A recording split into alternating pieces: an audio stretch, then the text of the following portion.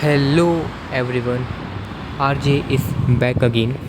Today we have a story titled The Two Hungers. The story of the man who fed the wrong one. There was once a young man named Aaron who asked an old teacher a question.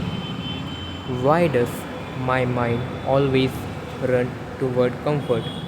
I know what I should do, but I don't do it. The teacher did not answer. Instead, he handed Areen two seeds. Plant one near your house, he said. Plant the other at the top of the highest mountain. Areen obeyed. Every day he watered the seed near his house. It was easy. The tree grew quickly. Its branches produced sweet fruit that required no effort to reach. Every time Areen felt tired, bored, lonely, or anxious, he ate its fruit. It gave him pleasure for a moment, but afterward he always felt weaker. Soon he stopped climbing the mountain altogether.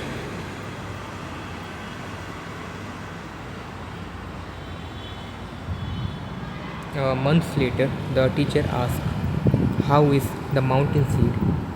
I don't know, Areen admitted. The climb is difficult. The teacher smiled. So, the easy tree has already begun to own you. Ashamed, Areen climbed the mountain. The journey was exhausting.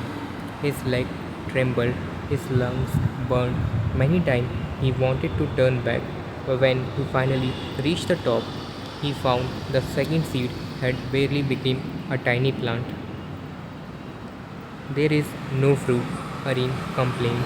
The teacher replied, exactly. Everything valuable begins by giving nothing back.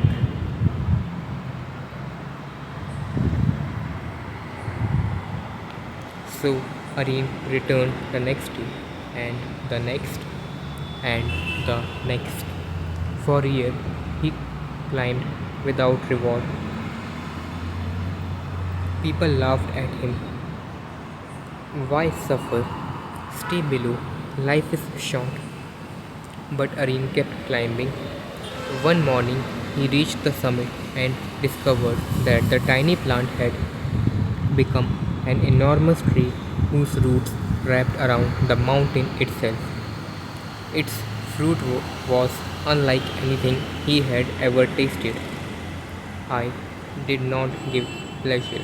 It did not give pleasure, it gave strength. After eating it, carrying heavy load become easier. Studying become easier. Keeping promises become easier.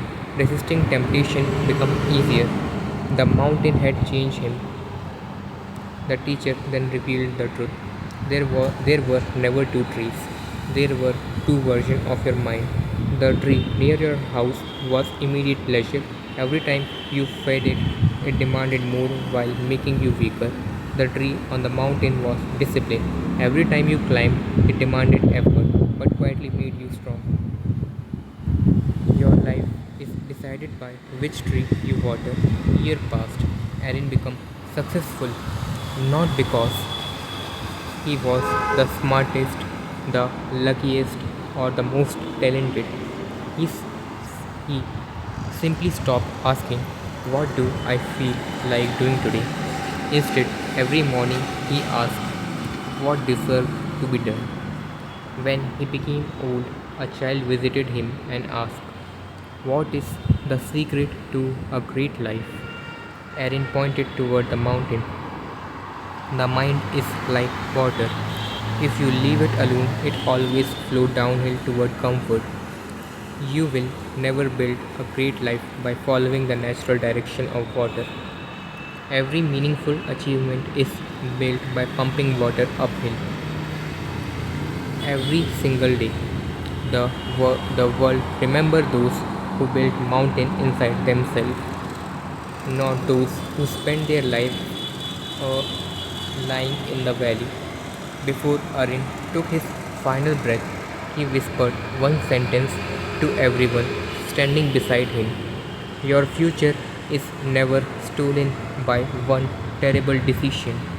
It is quietly traded away, one one comfortable choice at a time. And those who heard him never forget another lesson. The mind should never be asked what it wants. It should be told what your purpose requires. Because pleasure lasts for moments, discipline lasts for a lifetime, and character outlives both. The central idea is simple but demanding. If you repeatedly reward your mind for seeking comfort, it becomes better at seeking comfort. If you repeatedly require it to do essential work first, it gradually becomes to treat that work as a normal. Over the time, discipline stops feeling like force and become identity. With this, I would like to end our points for today. Thanks for listening.